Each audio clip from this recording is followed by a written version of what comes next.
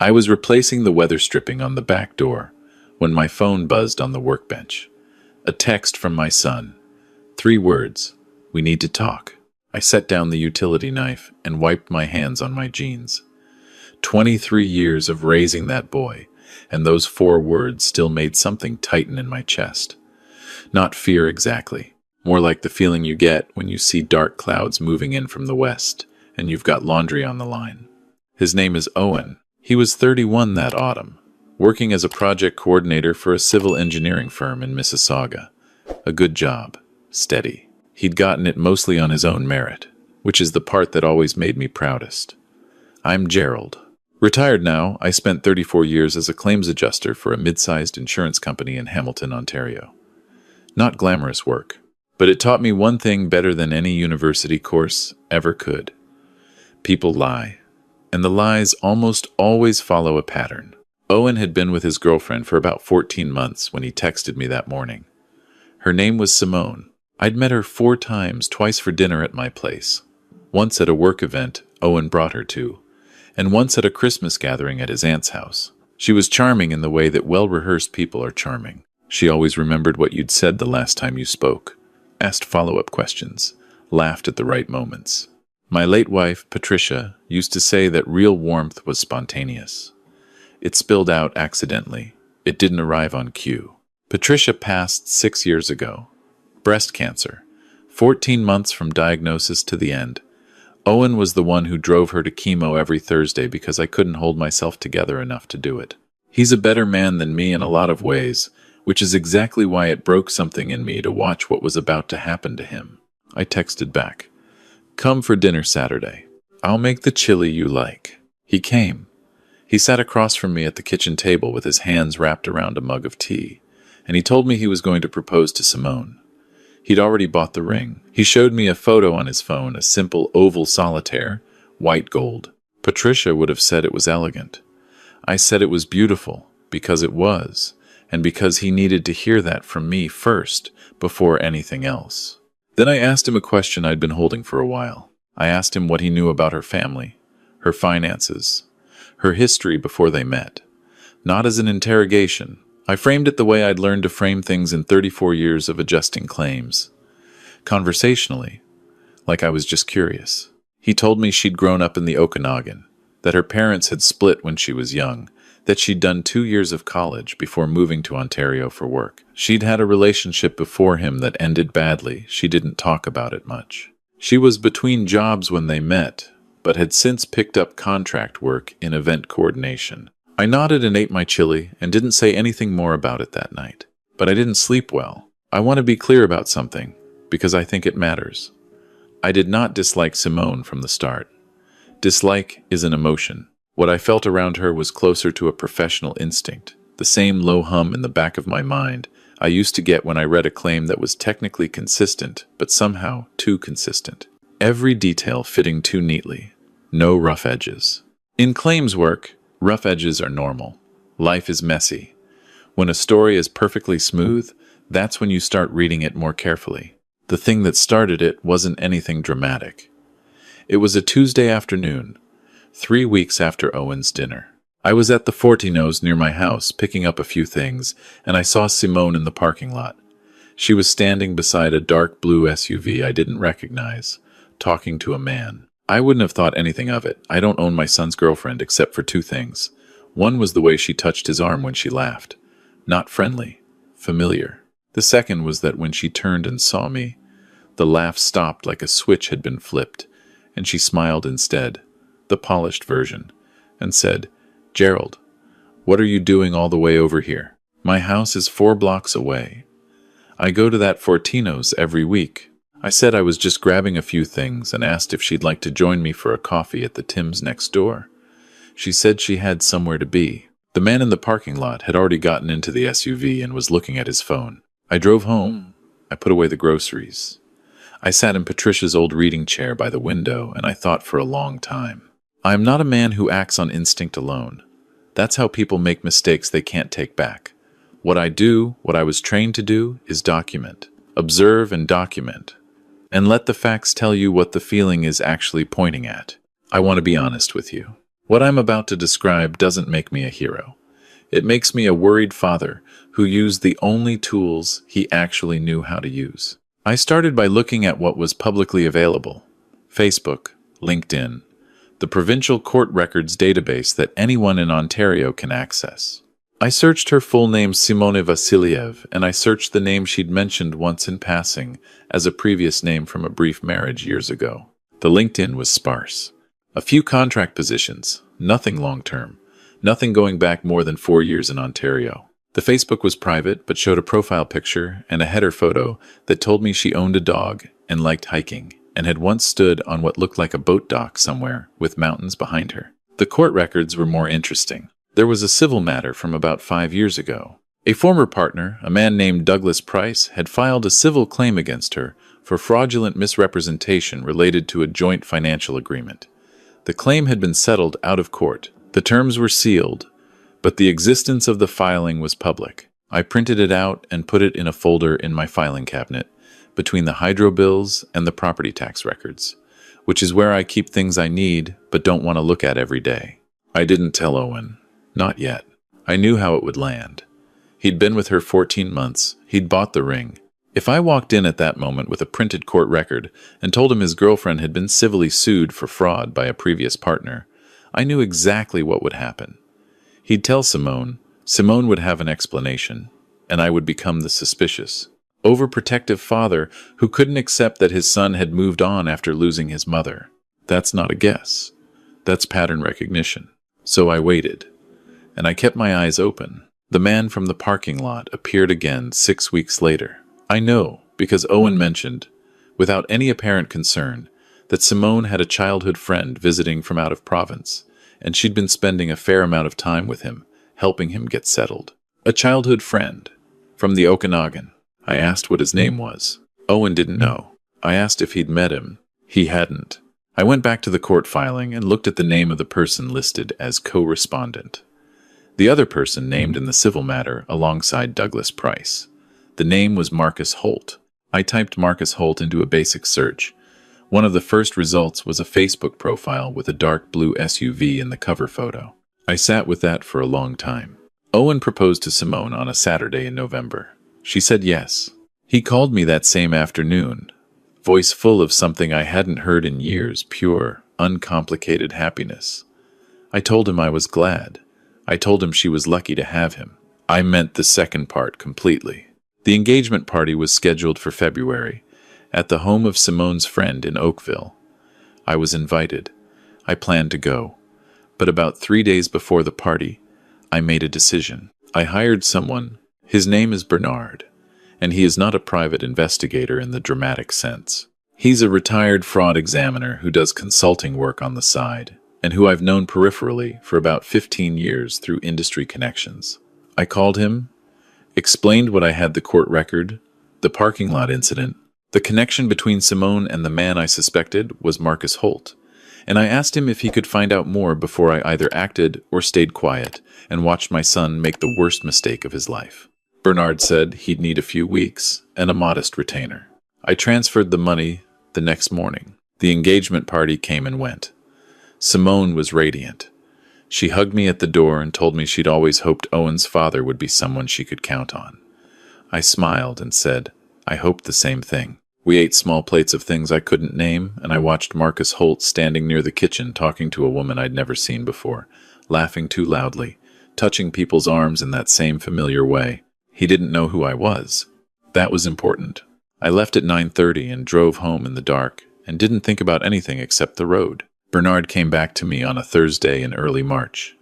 We met at a Tim Hortons in Stony Creek, which feels almost too Canadian to say out loud, but that's where we met. He brought a manila envelope and a plain black notebook, and he ordered a large double-double, and he laid everything out in front of me, the way a doctor lays out imaging results, matter-of-factly, because the facts are the facts, regardless of how they feel. What Bernard had found, working through financial records, cross-referencing addresses, and speaking to one person who'd known Douglas Price and was willing to talk, painted a picture I'd been half hoping was wrong. Simone and Marcus had a documented history going back at least 9 years. They were not childhood friends. They had been, at various points, in a relationship, in a business arrangement, and in legal trouble together. The civil suit from Douglas Price alleged that Simone had entered into a cohabitation and financial partnership agreement with him, while maintaining a separate relationship with Marcus, and that Marcus had benefited financially from the arrangement through Simone. Douglas Price was a man of some modest means, a small business owner, not wealthy but comfortable. The civil claim alleged that over the course of their 2-year relationship, Simone had gradually become a joint holder on 2 of his accounts, that significant funds had been transferred to a third account that Price had no knowledge of, and that when the relationship ended, he found himself with considerably less than he'd started with. The claim was settled. Price received some portion of the money back. The rest, Bernard believed, had moved through several accounts and was likely long gone. My son's mother had left him a house, a paid-off, 3-bedroom semi in Ancaster, worth somewhere north of $800,000 in the current market. She'd put it in Owen's name before she died. He'd lived in it for 2 years after her passing, and then rented it out when he moved closer to work. It was sitting there, generating income, fully in his name. I drove home from Stony Creek, and I sat in the car in my driveway for probably 20 minutes before I went inside. Then I called a lawyer. Her name is Renata, and she does family and estate law out of an office in downtown Hamilton. I'd used her years ago to update my own will after Patricia died. I explained the situation, and she explained my options, which were, essentially, that I had no legal standing to stop my adult son from doing anything, but that there were things I could encourage him to do to protect himself, and there were things I could do to protect my own estate, which was the other issue I hadn't mentioned yet.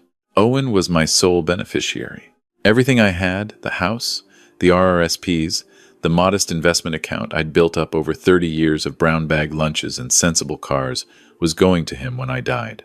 If he married Simone and something happened to me while they were married, she would be positioned in a way that turned my stomach. Renata helped me restructure. We put certain assets into a trust with specific conditions. We updated beneficiary designations. We made sure that in the event of my death, what I'd built couldn't be redirected through a marriage I'd never sanctioned. That took 2 appointments and about 3 weeks. Then I had to figure out what to do about Owen. The wedding was set for late August. They'd booked a venue in Niagara-on-the-Lake, one of those converted vineyard properties with a long laneway and white lights in the trees. 64 guests, catering already paid for, flowers ordered. Owen was happy in that quiet, focused way he got when he'd made a decision and felt good about it. Every time I saw him that spring, I turned the conversation over and over in my mind, looking for the right entry point. There was none. Any point was the wrong point.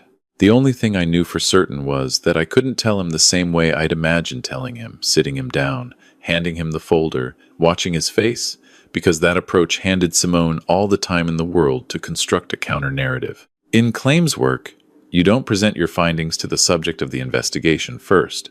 You present them in a context where the evidence speaks before the subject gets a chance to reframe it. I had to be patient for a little longer. The wedding was on a Saturday. The rehearsal dinner was Friday evening at the venue, and I was invited. And I went, and I watched Simone move through the room with that practiced warmth touching elbows, remembering names, tilting her head when she listened, and I watched my son look at her the way a person looks at something they've decided is permanent. Marcus was there, listed in the program as a friend of the bride. He and I sat at adjacent tables during dinner. I introduced myself as Owen's father. He said he'd heard a lot about me. I said I'd heard a little about him. He smiled in a way that suggested he thought I was harmless. I'm 63 years old. I drive a sensible car. I wear sensible shoes. I have reading glasses on a cord around my neck. I am, in every visible way, harmless. Saturday arrived. The ceremony was outdoors, which, in late August in Niagara, means either beautiful or miserable. And that day, it was beautiful, warm, and dry, with a light breeze off the lake, and the kind of late afternoon light that turns everything gold. I sat in the second row on the groom's side, and I watched my son stand at the end of the laneway and wait, And he looked so much like his mother in that moment that I had to look at the program for a minute instead of him. Simone came down the laneway on the arm of a man I didn't know, and she was lovely, genuinely lovely, and for about 30 seconds, I felt the particular grief of knowing that the most painful things in life are usually also beautiful. The ceremony was short. The officiant was a friend of theirs who'd gotten ordained online.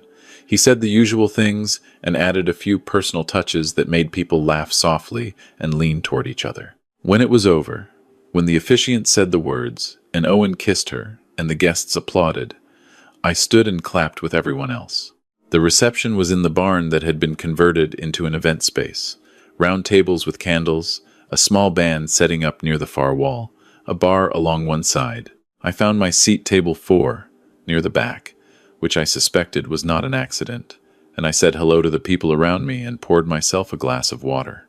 About 45 minutes into the reception, after the first dances and before the speeches, Simone found me. She sat down in the empty chair beside me and leaned in and said, very pleasantly and very quietly, that she and Owen had talked and they both felt it might be better if I slipped out early. She said she knew it was hard for me adjusting to this, letting go. She said she wanted us to have a real relationship eventually, but that tonight needed to be theirs, and she thought I'd understand. I looked at her. She held the smile. I said, of course. I'll say goodnight to Owen and be on my way. She looked slightly surprised that there was no resistance. She reached over and patted my hand. Thank you, Gerald. This means a lot. I found Owen near the bar. I told him I was heading out, that it was a long drive home and these old knees weren't what they used to be, and I wanted to say goodnight properly before the evening got away from us. He hugged me and said he was glad I was there. I held on for a second longer than usual. Then I said, before I go, there's someone I'd like you to meet, an old friend of mine who was in the area. He came to see me yesterday, and I mentioned the wedding. I hope you don't mind, I asked him to stop in for just a few minutes. Owen looked confused but agreeable. He said, of course. I walked to the entrance of the barn, and I made a phone call. 2 minutes later, Douglas Price walked in. He was in his mid-50s, stocky, with a salt and pepper beard and the careful, measured way of moving that I've noticed in people who've been through something and come out the other side with their dignity intact, but their trust permanently recalibrated. I'd found him through Bernard. I'd called him myself 6 weeks earlier. I'd explained who I was and what my son was about to do. I'd told him I wasn't asking him to do anything he wasn't willing to do. I'd told him he could say no and I would never contact him again. He'd said he'd think about it. He called me back 4 days later and said yes. I brought him to Owen and I said, Owen, I want you to meet Douglas. Douglas, this is my son. They shook hands. Owen still looked confused. I said, Douglas has something he'd like to share with you. I'll give you some privacy. I stepped back. I watched from a distance. I watched Owen's expression move through confusion into attention, into something I can only describe as the face a person makes when the ground shifts unexpectedly under their feet. At some point, Marcus appeared near the table. He looked at Douglas. Something passed across his face. I don't know exactly what Douglas said. We'd agreed that it was his story to tell, and that he would tell it however he chose to tell it. What I know is that he spoke to Owen for about 12 minutes, and at the end of those 12 minutes, Owen was standing very still, with his hands at his sides, and his wedding boutonniere slightly askew. Then Owen looked across the room and found Simone. She had noticed. Of course, she had noticed. She was already moving toward them, the smile already assembled, the explanation already loading. I could see it from where I stood. What I hadn't expected was what Owen did. He held up his hand, one hand flat in her direction. Stop. She stopped. He said something to her. I was too far away to hear it. Whatever he said, she shook her head and reached for his arm, and he stepped back, just slightly, just one step, and that step was the clearest thing I'd ever seen him do in his life. The band was playing. People were dancing. The candles were lit. It was still beautiful. Outside, the light off the lake had gone from gold to blue. I don't want to make this into something tidy, because it wasn't. What followed was not a movie ending. There was no scene where Simone confessed or broke down or Marcus fled dramatically into the Niagara night. What there was a wedding reception that quietly shifted in mood as word moved through the room the way it always does in pieces, through expressions, through whispered exchanges near the bar. Some guests didn't understand what was happening.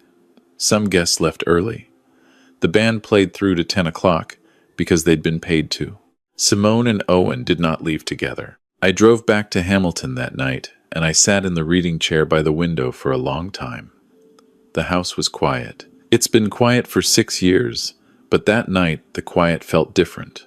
Not empty. Exactly. More like the particular silence of a decision that's been made and can't be unmade. Owen called me the next morning. He asked me to come over. I drove to Mississauga, and I sat across from him at his kitchen table.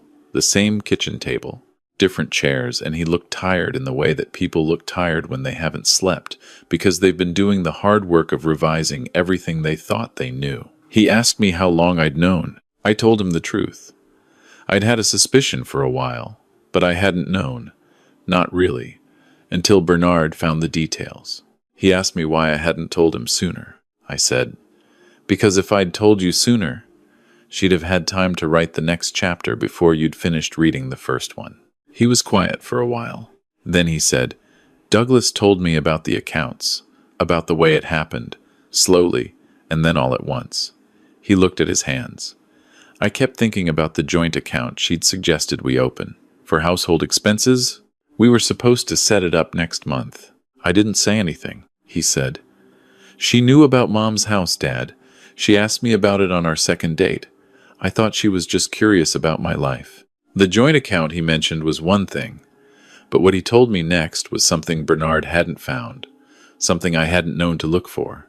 Owen had received an email 3 weeks before the wedding.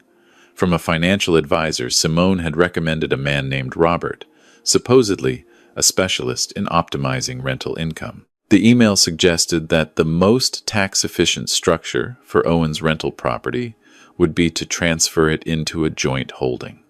The email had been warm and professional and had included a referral from Simone. Owen had been about to respond. He drafted the reply twice. He just hadn't sent it yet. He showed me the email on his laptop. The advisor's firm, when I looked it up, had been incorporated 8 months ago. The registered director shared an address with Marcus Holt. I closed the laptop gently, and I looked at my son. He is 31 years old, and he has his mother's eyes and his father's stubbornness. And on that morning, he looked young in a way he hadn't looked in years, not naive. Exactly, but cleaned out, like someone who'd carried something heavy for a long time and had just set it down, not because the road ahead was easy, but because they finally understood what they'd been carrying. He asked me what he should do. I told him the first thing was to call Renata. I told him she was good, and she knew the situation. I told him not to respond to any messages from Simone or Marcus, or anyone connected to them, until he'd spoken to her. He said, "You already called her, didn't you?" I said I'd mentioned his name, yes, and that she was expecting his call. He laughed. It wasn't a happy laugh, but it was a real one. Renata helped Owen through the process. There was no marriage to dissolve. Legally, the ceremony had taken place, but the paperwork had not yet been filed. That was a detail of timing that worked in his favor. There was no joint account. The property transfer had never happened. The email chain was documented and preserved. Bernard's findings were handed to a lawyer who determined there was enough to warrant filing a civil claim of Owen's own. Whether that claim will go anywhere, I honestly don't know. The law moves slowly and expensively, and without any interest in narrative satisfaction. But the claim is filed. The record exists. Douglas Price's record exists. At some point, the pattern becomes difficult to deny. What I know is this. My son's house is still in his name. His accounts are his own. His mother's investment, the thing she worked and worried and quietly managed, even from a hospital bed, is intact. Simone left Ontario, as far as we can tell. Marcus's consulting firm dissolved within a month.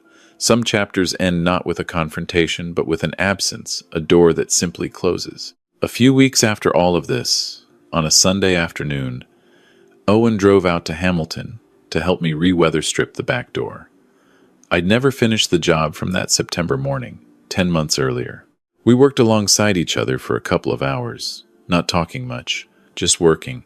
And when we were done, we stood in the backyard with coffee and looked at the yard. I haven't quite gotten around to properly tending since Patricia died.